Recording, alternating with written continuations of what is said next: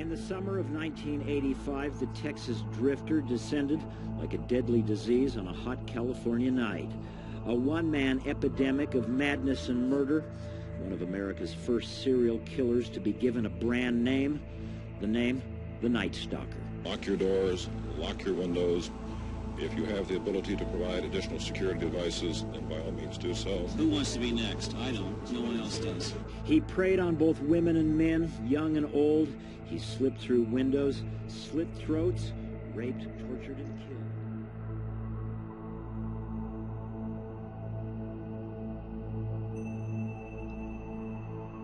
What is APD? I have no idea.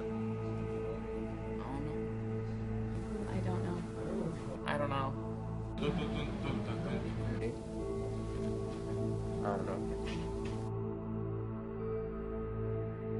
Typically, it's men who are diagnosed with this personality disorder.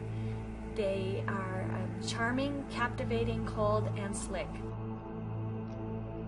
What does this disorder do?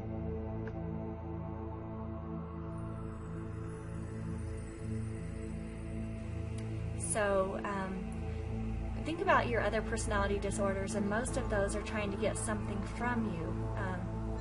You know, either protection or compassion or rescuer, but the sociopath actually wants to control you and manipulate you.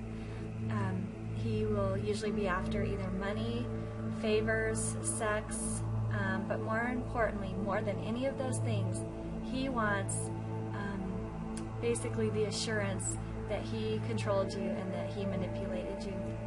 He relies on deceit and lies. He has absolutely no regard for the law. He's a smooth talker. He's impulsive and fails to plan ahead. And he's irritable and aggressive. He has disregard for the safety of others. And again, it doesn't have to be all of these. These are just several of the criteria. He typically, there is evidence of a conduct disorder or conduct problems before the age of 15. He tends to jump from job to job. He appears social and outgoing, but typically they're loners because they don't have a real conscience or a real compassion for anyone. So they always see themselves as the victim. Think about Casey Anthony, if you watch the trial, how she would cry whenever they would mention her car being towed, and yet they could talk about her child's remains and she would be completely blank.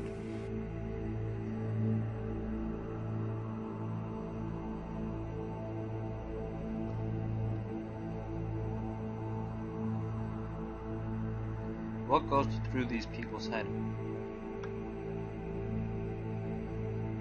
If they con you, they believe that you just deserved it because you're stupid.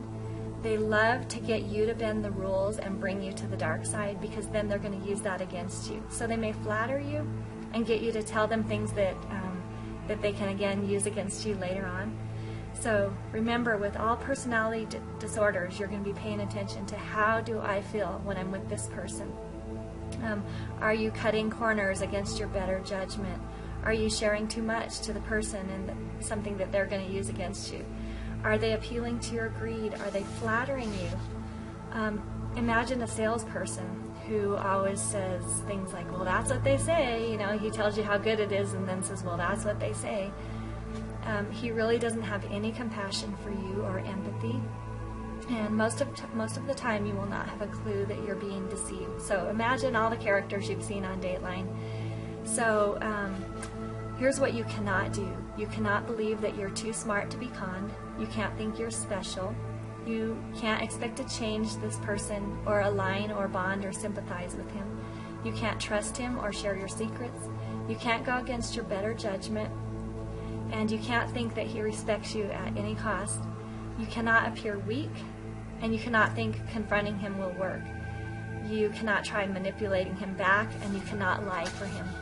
But here are some things you can do. You can be wary, you can mistrust, you can be entertained, you can say no, you can give him nothing. You can avoid guilt, you can talk to other people and talk about the things you see happening, and you can trust your feelings. Our prisons are filled with these types of people with antisocial personality disorder or sociopath or psychopath. Think about Hitler.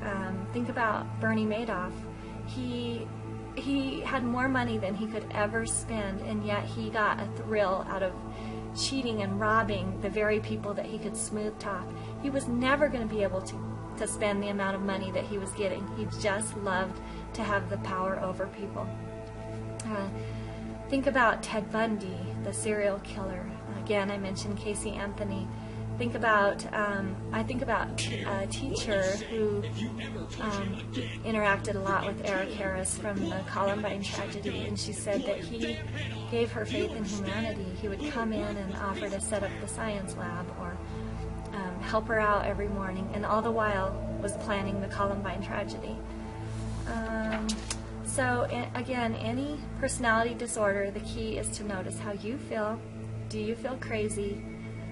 Are you drawn in by their strong personality, and are you dismissing your better judgment?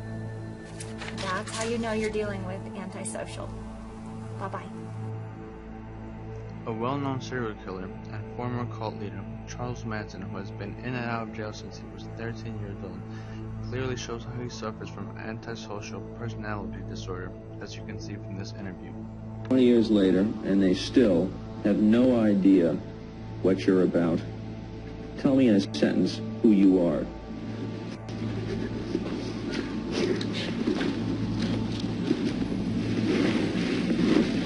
Nobody. I'm nobody. I'm a tramp, a bum, a hobo. I'm a boxcar and a jug of wine. And a straight razor if you get too close to me.